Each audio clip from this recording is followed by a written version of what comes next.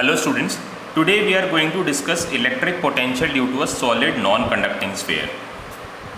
The electric potential due to solid non-conducting sphere varies at 3 points. Electric potential is different outside the sphere, it is different on the surface, and it is different inside the sphere. In the case of a spherical shell, electric potential inside the shell is constant, but in the case of solid non-conducting sphere, electric potential inside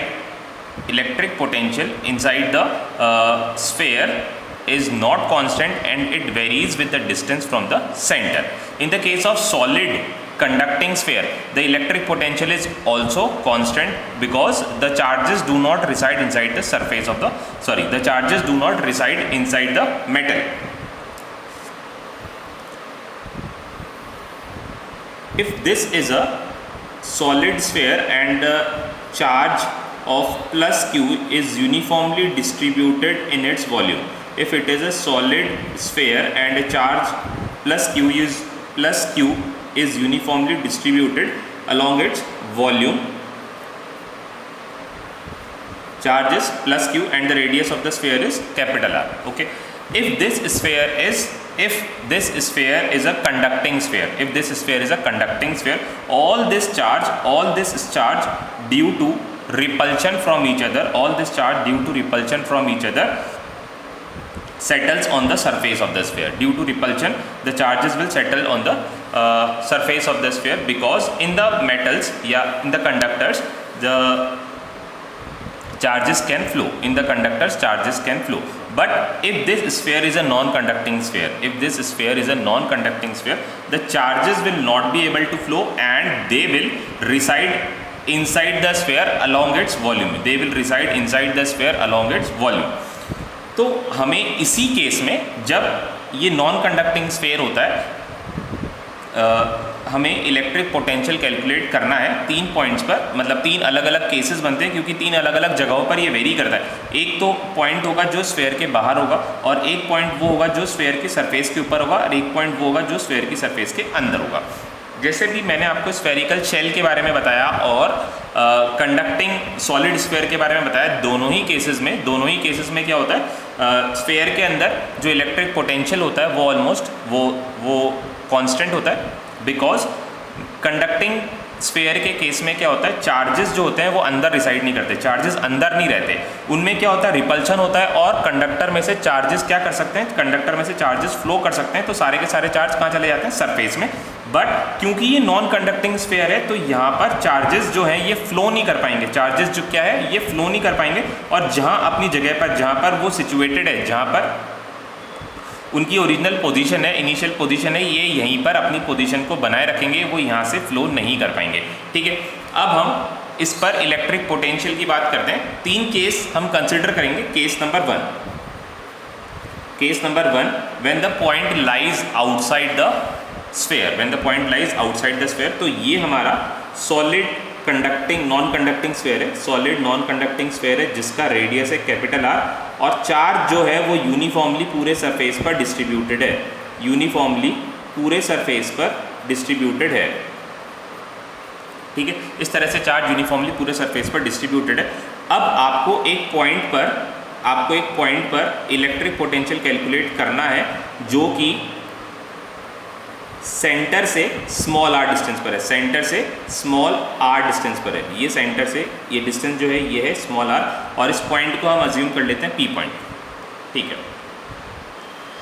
अब यहाँ पर electric potential आपको calculate करके बताना है कि यहाँ पर इस पॉइंट पर इलेक्ट्रिक पोटेंशियल कितना होगा. ठीक है. तो इस पॉइंट पर इलेक्ट्रिक फील्ड जो है वो हम जानते हैं. इस पॉइंट पर इलेक्ट्रिक फील्ड कितना होता है, किसी भी सॉलिड स्फीयर की वजह से उसके बाहर जो इलेक्ट्रिक फील्ड होती है वो होती है E is equals to K Q, where Q is the charge on the sphere, K Q upon square of the distance. This is the electric field due to a charged sphere at a distance r from it, where r is greater than radius. हमारा जो case है उसमें क्या है, जो distance है वो radius से ज़्यादा बड़ी है. ठीक है. इसीलिए ये पॉइंट कहाँ पर है, इसीलिए ये जो पॉइंट है स्फीयर के बाहर है. अब हमने एक रिलेशन पढ़ा है dV, change in potential, small change in potential is equals to minus E dot D R, small change in potential is equals to minus E dot D R. तो अगर आपको पोटेंशियल निकालना है तो आप क्या करेंगे, आप दोनों तरफ इंटीग्रेट कर देंगे। ये हमने दोनों तरफ इंटीग्रेट कर दिया और अब हम इसमें ई की वैल्यू पुट कर देंगे। ई की वैल्यू पुट करने के बाद हम पोटेंशियल निकाल, डी वी का इंटीग्रेशन हो जाएगा कैपिटल वी माइनस ई का इंटीग्रेशन क्या होगा, ई का इंटीग्रेशन हो जाए, सॉरी ई की वैल्यू क्या है, ई की वैल्यू है के क्यू अपॉन आर, ई की वैल्यू है K Q upon R square dot D R. इसमें कांस्टेंट क्या क्या है, इसमें के क्यू कांस्टेंट है जो कि चेंज नहीं हो रहे, तो माइनस के क्यू। अब आपको इंटीग्रेशन करना है किसका, 1 अपॉन आर स्क्वायर का। तो 1 अपॉन आर स्क्वायर का इंटीग्रेशन क्या होता है, 1 अपॉन आर स्क्वायर का इंटीग्रेशन होता है this is 1 upon R square minus के क्यू। Now integration of 1 upon R square dot D R. एक स्टेप मैं ऐड कर देता हूँ यहाँ पे जिससे कि आपको प्रॉब्लम ना है समझने में। अब हमें क्या करना है, 1 अपॉन आर स्क्वायर का इंटीग्रेशन करना है। 1 अपॉन आर स्क्वायर का इंटीग्रेशन हम सब जानते हैं क्योंकि ये टॉपिक कंपटीशन का है और अगर आप कंपटीशन के लिए पढ़ रहे हैं तो आपको 1 अपॉन आर स्क्वायर का इंटीग्रेशन आना चाहिए। 1 अपॉन आर स्क्वायर का इंटीग्रेशन होता है minus 1 by R, minus 1 by are.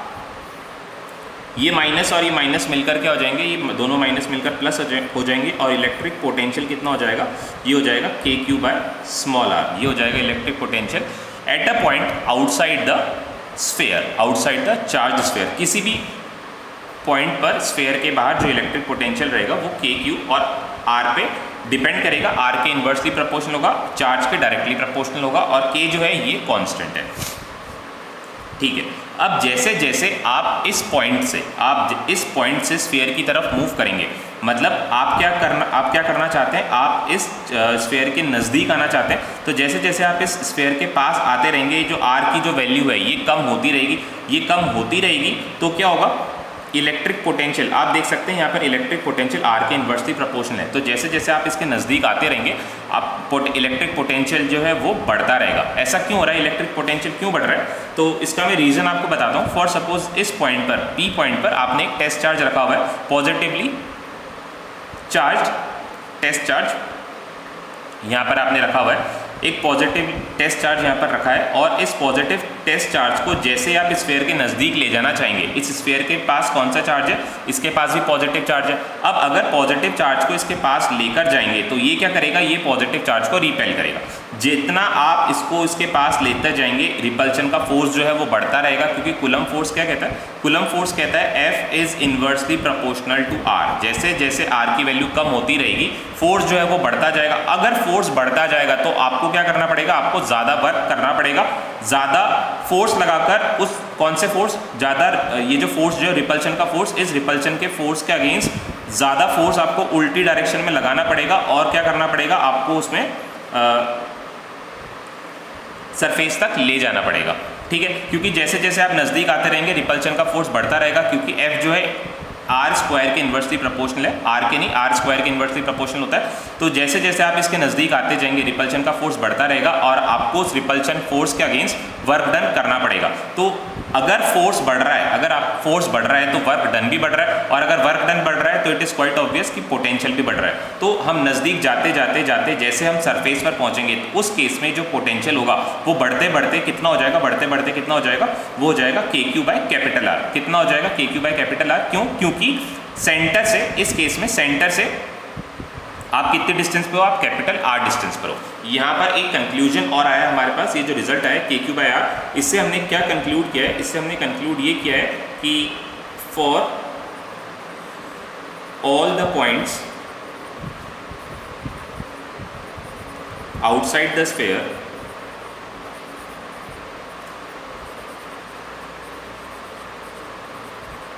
for all the points outside the sphere, the sphere behaves as a, the sphere acts as a point charge, sphere acts as a point charge। ऐसा क्यों बोला हमने, क्योंकि point charge की वजह से भी r distance पर, पॉइंट चार्ज की वजह से भी r डिस्टेंस पर पोटेंशियल इतना ही आता है और इस स्फीयर की वजह से भी पोटेंशियल इतना ही आया। तो हमने क्या बोला, ऐसी डिस्टेंस जो कि उसके रेडियस से बड़ी है उन सबके लिए जो स्फीयर है as a point charge act करता है। अब जैसे जैसे आप आर की वैल्यू को कम करते रहेंगे और स्फीयर की सरफेस पर आ जाएंगे तो इलेक्ट्रिक पोटेंशियल कितना हो जाएगा सरफेस पर, KQ/R हो जाएगा, क्योंकि इस पॉइंट पर सेंटर से कितनी डिस्टेंस है, इस पॉइंट पर सेंटर से डिस्टेंस R है, तो यहाँ पर जो इलेक्ट्रिक पोटेंशियल होगा वो कितना हो जाएगा KQ/R। डिस्टेंस के इन्वर्सली प्रोपोर्शनल है और यहाँ पर डिस्टेंस कितना है R है, ठीक है। तो यहाँ पर सरफेस पर पोटेंशियल कितना हो जाएगा KQ/R। ये है हमारा केस नंबर 2। केस नंबर 2 में इलेक्ट्रिक पोटेंशियल V = KQ/R हो जाएगा। यहाँ पर मैंने स्मॉल r को रेडियस से रिप्लेस कर दिया, क्योंकि अब हम कितनी डिस्टेंस पर है सेंटर से, अब हम सेंटर से R डिस्टेंस पर है और R क्या है, स्फीयर का रेडियस। अब हमारा सबसे इंपॉर्टेंट केस आता है जो कि है स्फीयर के अंदर, केस नंबर 3। इसकी थोड़ी सी स्टडी हमें पहले करनी पड़ेगी, फिर हम डिस्कस करेंगे या फिर हम डिराइव करेंगे कि इलेक्ट्रिक पोटेंशियल अंदर कितना होगा। तो ये एक चार्ज स्फीयर है, चार्ज इसके वॉल्यूम में यूनिफॉर्मली डिस्ट्रीब्यूटेड है, पूरे वॉल्यूम में यूनिफॉर्मली डिस्ट्रीब्यूटेड है। और इस स्फीयर का जो रेडियस है ये है R, जैसे कि अभी तक हम मानते आ रहे हैं। और अब एक पॉइंट है स्मॉल r, ये जो पॉइंट है स्मॉल r ये है स्फीयर के अंदर, सॉरी ये जो पॉइंट है P जिसकी डिस्टेंस सेंटर से स्मॉल r है वो है स्फीयर के अंदर। अब पहले आप मुझे ये बताइए कि इस पॉइंट पर इलेक्ट्रिक पोटेंशियल सरफेस से ज़्यादा होगा या सरफेस से कम होगा, सरफेस से ज़्यादा होगा या सरफेस से कम होगा। तो इसके लिए ये अगर आप गेस कर पा रहे हैं तो देखिए, अभी आप देखना आपका गेस जो है वो सही है या गलत है। अभी एक थ्योरी मैं आपको समझाने की कोशिश करता हूँ। जैसे ये चार्ज स्फीयर है और चार्ज जो है यूनिफॉर्मली इसके पूरे वॉल्यूम में डिस्ट्रीब्यूटेड है, यूनिफॉर्मली पूरे वॉल्यूम में डिस्ट्रीब्यूटेड है, ठीक है। और आप यहाँ से सेंटर तक आए, जैसे जैसे आप सेंटर तक आए इलेक्ट्रिक पोटेंशियल की जो वैल्यू है बढ़ती गई, और सेंटर पर सरफेस पर जहाँ अगर आप स्फीयर के बाहर से स्फीयर की सरफेस तक आते हैं तो इलेक्ट्रिक पोटेंशियल की जो वैल्यू है वो कंटिन्यूअसली इंक्रीज होती रहती है, और सरफेस पर आकर क्या हो जाती है, पूरे सरफेस पर उसकी वैल्यू जो है वो कांस्टेंट रहती है। पर जैसे ही आप सरफेस के अंदर आएंगे तो आपको ये बताना है कि इलेक्ट्रिक पोटेंशियल की वैल्यू जो है वो इंक्रीज होनी है या इलेक्ट्रिक पोटेंशियल की जो वैल्यू है वो डिक्रीज होनी है। तो आप देखना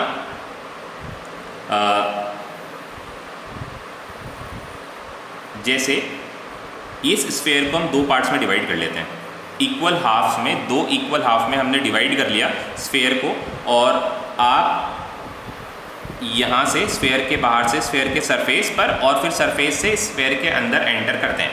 अब आप जैसे जैसे आगे बढ़ेंगे तो आपको ये बताना है कि इलेक्ट्रिक पोटेंशियल की जो वैल्यू है वो इंक्रीज होनी है या डिक्रीज होनी है। तो हम फोर्स पर पहले बात करते हैं। तो हम इलेक्ट्रिक फोर्स का क्या होगा कि यहाँ से जब आप टेस्ट चार्ज को लेकर सरफेस पर आएंगे, फिर सरफेस से अंदर आएंगे, तो उस टेस्ट चार्ज पर लगने वाले फोर्स का क्या होगा। तो यहाँ पर क्या है, यहाँ पर बहुत सारे चार्जेस हैं जो कि क्या कर रहे हैं, उस टेस्ट चार्ज को रिपेल कर रहे हैं, अब सरफेस से अगर आप थोड़ा सा अंदर आते हैं, तो रिपल्शन जो है ये, अगर मान लीजिए आप सरफेस से इस पॉइंट पर आते हैं तो ये सारे के सारे चार्जेस, ये सारे जो चार्जेस हैं ये क्या करेंगे, ये इस टेस्ट चार्ज को रिपेल करेंगे, और आपको अभी भी रिपल्शन के अगेंस्ट वर्क करना पड़ रहा है, और फिर थोड़ा सा और आगे गए, और आगे जाते जाते आप सेंटर पर आ गए, आप कहाँ पर आ गए, सेंटर पर आ गए। और फिर सेंटर से जैसे ही आप थोड़ा सा आगे बढ़ना चाहेंगे, सेंटर से जैसे ही हम थोड़ा सा आगे जाएंगे, सेंटर से आगे की तरफ हम जाएंगे, तो क्या होगा। अब देखिए, अगर टेस्ट चार्ज हमारा इस पॉइंट पर है, ये पॉइंट पर अगर हमारा टेस्ट चार्ज है, अगर ये हमारा टेस्ट चार्ज है, इसके पीछे जो चार्जेस हैं, ये वाले चार्जेस, इसके पीछे वाले जो चार्जेस हैं, ये सारे चार्जेस, इन चार्जेस का मैग्नीट्यूड इसके आगे रखे हुए चार्जेस से कैसा है, ज़्यादा है। तो ये चार्जेस क्या करेंगे, इस टेस्ट चार्ज को रिपेल करेंगे और इसको अपने आप सेंटर से बाहर निकाल देंगे। तो इसका क्या मतलब हुआ, इसका ये मतलब हुआ कि जब आप सरफेस से सेंटर की तरफ जा रहे हैं, तो अभी भी आपको वर्क करना पड़ रहा है, एक्सटर्नल वर्क करना पड़ रहा है, किसके against, electrostatic force of repulsion के अगेंस्ट।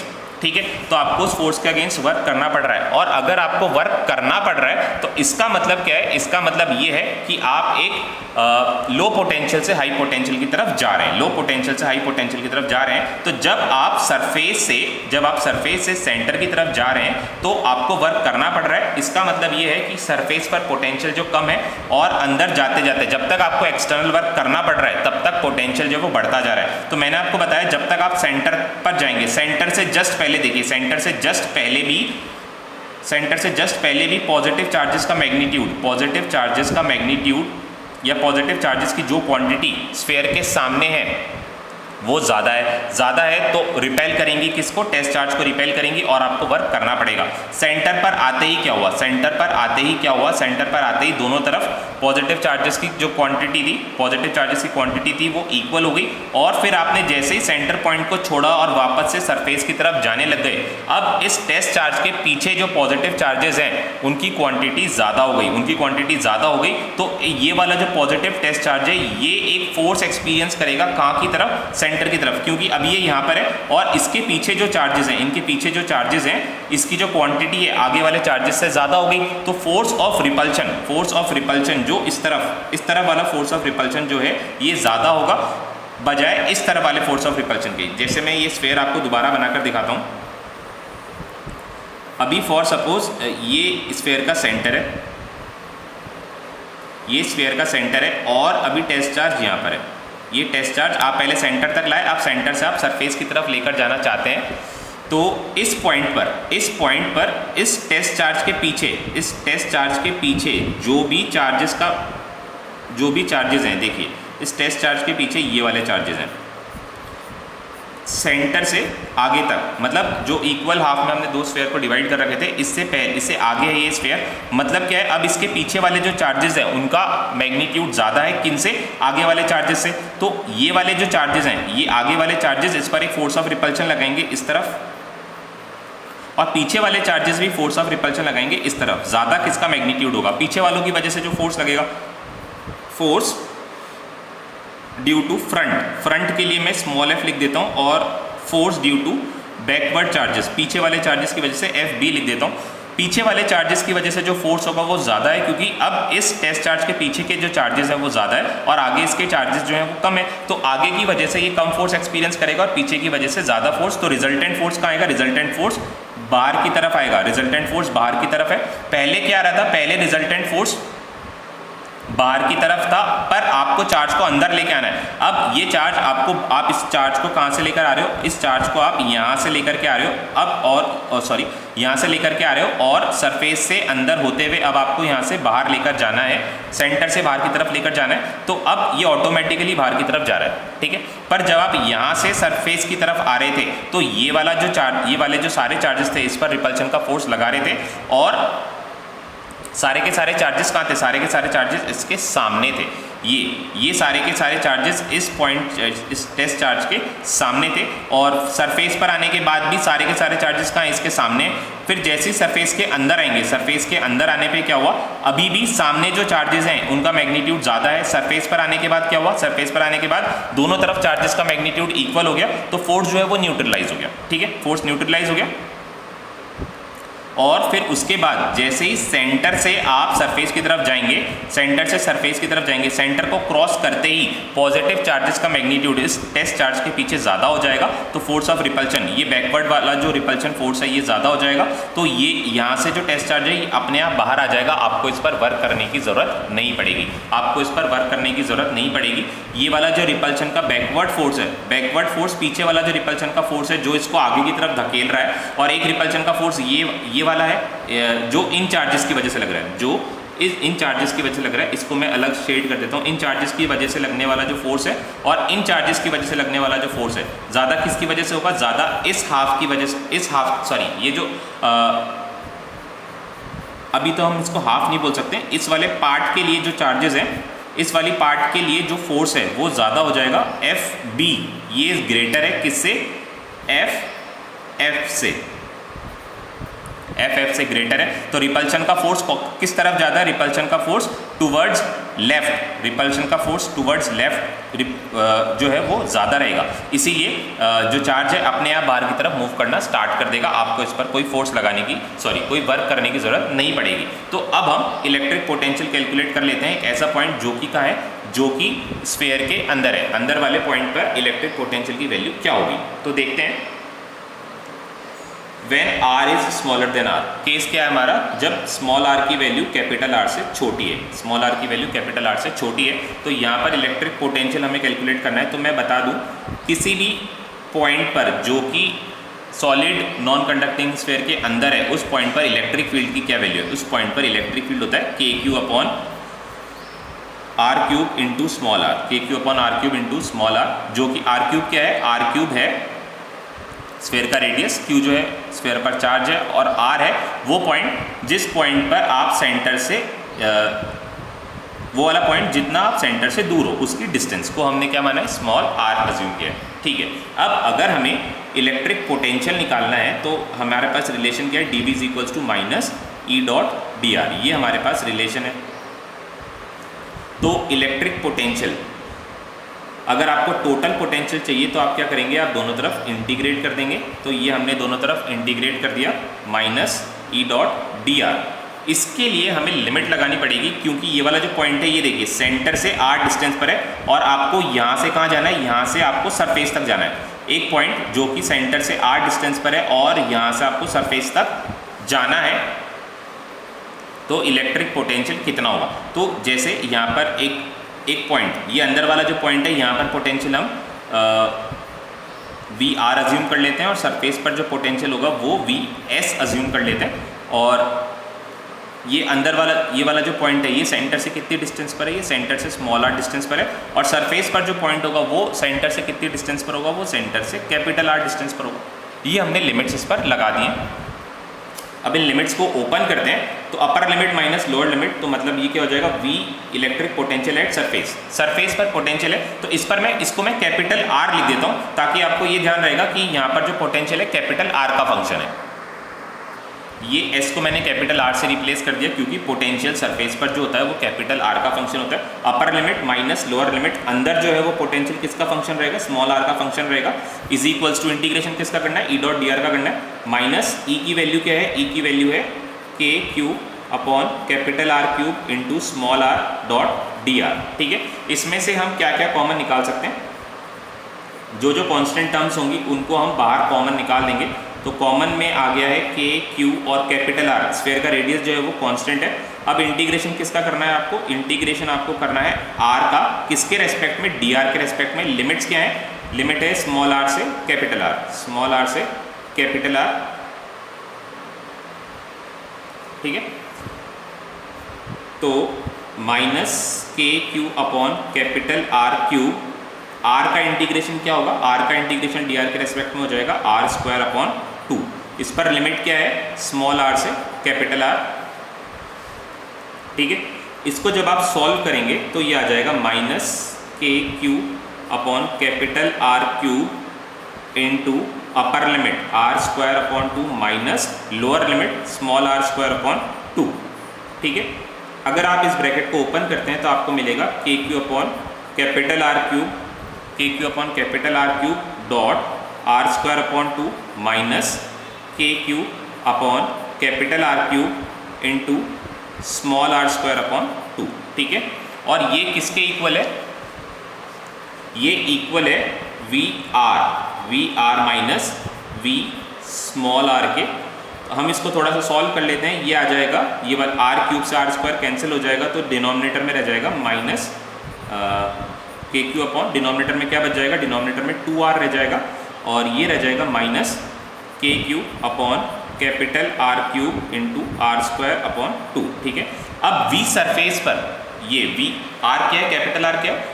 कैपिटल R रेडियस है। तो पोटेंशियल जो है सरफेस पर किसका फंक्शन होता है? रेडियस का फंक्शन होता है। तो यहाँ पर हम वैल्यू पुट कर देते हैं। सरफेस पर हमने पोटेंशियल कितना कैलकुलेट किया था, ये मैंने आपको कैलकुलेट करके ऊपर दिखा रखा है, KQ अपॉन कैपिटल R। तो ये वैल्यू हम इसकी नीचे यहाँ पर पुट कर देते हैं। V R potential, V R का मतलब क्या है, potential at surface, K Q upon capital R हमने यहाँ पर पुट किया माइनस वी आर, जो कि हमें कैलकुलेट करना है इनसाइड किसी भी पॉइंट पर जो कि स्फीयर के अंदर है, उस पर हमें पोटेंशियल कैलकुलेट करना है। और ये किसके इक्वल है, माइनस के क्यू अपॉन 2r। अच्छा ये देखिए यहाँ पर ब्रैकेट के बाद माइनस साइन था, तो दिस इज माइनस के क्यू, और ये माइनस माइनस यहाँ पर प्लस हो जाएगा, तो ये वाला साइन प्लस का है, माइनस के Q upon 2r plus K Q upon R cube into R square upon 2। ठीक है, वी आर को हम इस तरफ शिफ्ट कर देते हैं, वी आर को एक तरफ अपन आइसोलेट कर लेते हैं, वी आर को मैंने इस तरफ लिख दिया, तो अगर ये वाला इस तरफ चला गया तो क्या होगा, ये इधर आके प्लस का हो जाएगा और ये चीज़ यहाँ पे आके माइनस की हो जाएगी, तो ये हो जाएगा के Q upon capital are plus K Q upon 2r minus के Q upon capital are cube dot are square upon 2। अब बस हमें इसको सॉल्व करना रहेगा कि इसको सॉल्व किस तरह से आपको करना है। तो साइन मेरे हिसाब से आपको समझ में आ गया होगा, वी आर को हम इस तरफ ले गए, अगर इस तरफ ले गए तो ये इधर आके प्लस का हो गया और ये इधर आके माइनस का हो गया, फिर हमने एक्सप्रेशंस को स्विच कर दिए। ठीक है, अब हम इस एक्सप्रेशन को सॉल्व करते हैं। ये एक्सप्रेशन था, ये मैंने आपके लिए यहाँ पर वापस से लिख दिया है। इसमें से हम क्या करते हैं, के क्यू अपॉन 2r कॉमन निकालते हैं, के क्यू अपॉन 2r हमने कॉमन निकाला, के Q R upon 2r common निकालने के बाद अंदर यहाँ पर क्या बचेगा, दिस इज 2 और दिस इज 1 माइनस के क्यू अपॉन, इसमें से r कॉमन आ गया तो अंदर बचा आर स्क्वायर, 2 तो कॉमन आ गया और ये रिमेनिंग जो है दिस इज आर स्क्वायर। अच्छा के क्यू भी हमने कॉमन ले लिया है, तो यहाँ पर क्या बचेगा, सिर्फ R square upon capital R square. ये मैंने एक्सप्रेशन करेक्ट कर दिया है क्योंकि हमने के क्यू भी कॉमन ले लिया था, तो अंदर को क्या बचा, सिर्फ R square upon capital R square, 2r हमने ऑलरेडी कॉमन निकाला है, तो कैपिटल आर स्क्वायर यहाँ पे अंदर रह गया। तो वी आर की वैल्यू क्या आ गई, वी आर की वैल्यू आ गई K Q upon 2r into 3, 2 + 1 = 3 minus R square upon capital R square upon capital R square. तो ये है किसी भी पॉइंट पर जो कि स्फीयर के अंदर है उस पर पोटेंशियल। अब सेंटर भी कहाँ होता है, सेंटर भी स्फीयर के अंदर होता है, तो सेंटर पर हम पोटेंशियल कैलकुलेट करते हैं, V at centre, potential at centre. Centre पर आर की वैल्यू क्या हो जाएगी, वी एट सेंटर, ये हम कैलकुलेट करते हैं। तो सेंटर पर r = क्या हो जाएगा, स्मॉल r = 0 हो जाएगा, तो उस पर पोटेंशियल कितना हो जाएगा, उस पर पोटेंशियल r को 0 बना देते हैं। यहाँ पर जहाँ जहाँ भी r है हम वहाँ पर 0 रख देते हैं, के Q upon 2 r into 3 minus 0 और capital R square 0 upon capital R square 0 ही रहेगा, इसलिए मैंने उसको यहाँ पर टच नहीं किया। तो दिस इज 3/2 के क्यू अपॉन आर, 3/2 के क्यू अपॉन आर। ये कौन सा है, ये है पोटेंशियल एट सेंटर जहाँ पर r की वैल्यू 0 है। तो और ये वाली जो वैल्यू है, ये वैल्यू भी जानी पहचानी है, ये वैल्यू कौन सी है, ये वैल्यू है पोटेंशियल एट सरफेस। तो आप देख सकते हैं पोटेंशियल एट सेंटर जो है पोटेंशियल एट सरफेस के 3/2 टाइम्स है, मतलब 1.5 गुना है, 1.5 टाइम्स है। तो जैसे जो हमने थ्योरी में पढ़ा था, थ्योरी में हमने क्या पढ़ा था कि सेंटर पर पोटेंशियल जो है, सेंटर पर पोटेंशियल जो है वो ज़्यादा रहेगा, क्योंकि आपको ये देखिए जब आप सेंटर से अंदर की तरफ जा रहे थे तो आपको काम करना पड़ रहा था, आपको फोर्स लगाना पड़ रहा था, एक्सटर्नल फोर्स लगाना पड़ रहा था रिपल्शन के अगेंस्ट। एक्सटर्नल फोर्स हमें कब लगाना पड़ता है, जब आप लो पोटेंशियल से हाई पोटेंशियल पर जा रहे हो, ऐसी जगह पर आप जा रहे हो जहाँ पर पोटेंशियल ज़्यादा है। कहाँ से जा रहे हो, ऐसी जगह से जहाँ पर पोटेंशियल कम है। तो यहाँ पर पोटेंशियल कम है और आप लो पोटेंशियल से हाई पोटेंशियल पर मूव कर रहे हो। सरफेस पर पोटेंशियल तो जो था वो कम था और आप सरफेस से सेंटर की तरफ मूव कर रहे हो, तो वहाँ पर क्या है, पोटेंशियल ज़्यादा है, तभी तो आपको वर्क करना पड़ रहा था। अगर बाई चांस यहाँ पर पोटेंशियल कम होता तो वो टेस्ट चार्ज को ऑटोमेटिकली क्या कर देता, टेस्ट चार्ज को ऑटोमेटिकली अंदर की तरफ आ जाता वो, और हमें उस पर कोई भी वर्क नहीं करना पड़ता। टेस्ट चार्ज ऑटोमेटिकली अंदर आ जाता और हमें वर्क नहीं करना पड़ता। अब क्योंकि इस यहाँ पर टेस्ट चार्ज को हमने रखा, पहले यहाँ से उठाकर हमने टेस्ट चार्ज को यहाँ पर लेकर आए, लेकर आके जैसे हम यहाँ पर छोड़ते हैं हम देखते हैं कि टेस्ट चार्ज दूर चला जाता है। क्यों, क्योंकि रिपल्शन का फोर्स था। अब अगर यहाँ पर पोटेंशियल कम होता तो क्या होता, पोटेंशियल कम होता तो टेस्ट चार्ज ऑटोमेटिकली कहाँ जाता, अंदर। जैसे हमने देखा कि टेस्ट चार्ज को जैसे हम यहाँ पर छोड़ते हैं, सेंटर से थोड़ा आगे छोड़ते हैं, सेंटर से थोड़ा आगे छोड़ते हैं तो ये टेस्ट चार्ज ऑटोमेटिकली बाहर निकल कर आ जाता है, टेस्ट चार्ज जो है ऑटोमेटिकली बाहर निकल कर आ जाता है।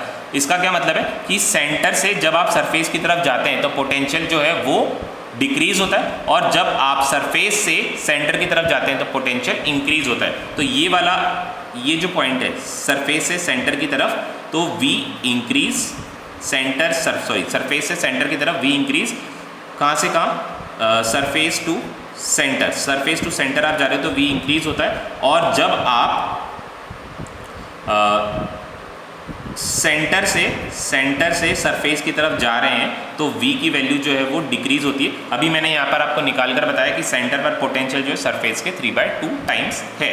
अब हम इसका एक ग्राफ प्लॉट कर लेते हैं पोटेंशियल और R की टर्म्स में, स्मॉल r की टर्म्स में। This is V and this is small r। तो यहाँ पर तीन अलग अलग केसेस है। एक केस तो वो जो कि जिसमें हमारा स्मॉल r जो था कैपिटल R से बड़ा था, और एक केस वो जो स्मॉल r कैपिटल R के इक्वल था, मतलब पॉइंट कहाँ पर था, सरफेस पर। तो ये वाला पॉइंट है small r is equals to capital R, यानी सरफेस पर। सरफेस से पहले आपने देखा V जो था इन्वर्सली प्रोपोर्शनल था किसके, स्मॉल r के, V इन्वर्सली प्रोपोर्शनल था स्मॉल r के। तो कर्व कैसा बन गया, रेक्टेंगुलर हाइपरबोला।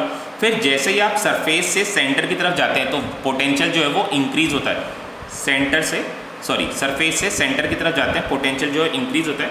तो कर्व कैसा हो जाएगा, तो कर्व कुछ इस तरह का हो जाएगा, इंक्रीज होता हुआ कर्व। और यहाँ पर पोटेंशियल की वैल्यू मैं इंडिकेट कर देता हूँ। ये यहाँ पर जो पोटेंशियल है, यहाँ पर r इज इक्वल्स टू 0 है, r इज इक्वल्स टू 0 पर पोटेंशियल जो है वो है 3/2 times the potential at surface, और यहाँ पर 3/2 टाइम्स ऑफ Vs हो गया। ये सरफेस की वैल्यू, यहाँ पर पोटेंशियल कितना है, यहाँ पर पोटेंशियल Vs है, Vs यहाँ पर पोटेंशियल है। और जैसे जैसे आप सरफेस से दूर जाते रहेंगे इलेक्ट्रिक पोटेंशियल जो है वो डिक्रीज होता रहेगा, और जीरो कहाँ पर होगा, जीरो होगा इन्फिनिटी पर जाके। इसीलिए मैंने इन दो लाइन्स को यहाँ पर टच नहीं किया, क्योंकि ये पोटेंशियल जीरो कब होगा, जब आप इन्फिनिटी पर चले जाएंगे, और अभी हम इन्फिनिटी पर नहीं है, इन्फिनिटी कहीं दूर पॉइंट होगा तो इन्फिनिटी पर ये दोनों टच हो जाएंगे, जहाँ पर पोटेंशियल जीरो हो जाएगा। तो ये था electric potential due to solid non conducting sphere. अब हमारी जो नेक्स्ट क्लास होगी उसमें हम डिस्कस करेंगे electric potential due to a charge disc.